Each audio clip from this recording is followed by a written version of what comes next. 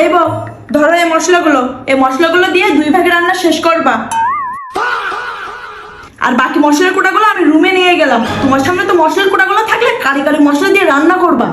আচ্ছা ঠিক আছে।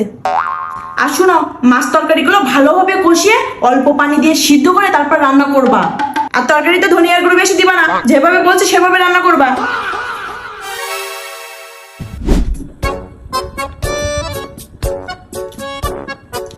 এই বই, এই তরকারি কিভাবে রান্না করছো? কোনো স্বাদ গন্ধ কিছুই নাই।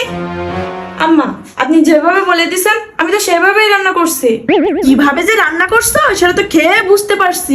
রান্নাটাও তো ঠিক মতন করতে পারো না।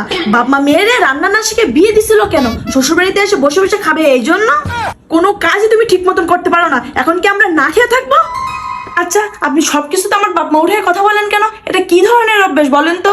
আর আমি তো কখনো নিজের ইচ্ছা মতো রান্না করতে পারি না। সবকিছু আপনি মেপে মেপে দেন। তরকারিতে কতটুকু পানি হবে এটাও আপনি বলে দেন। তোমার বাপ মা তো তোমার তো কিছু শিখে পাঠায়নি, এই জন্য রান্না করার সময় আমি বলে বলে দেই, তারপরেও তুমি ঠিক মতো রান্নাটাও করতে পারো না।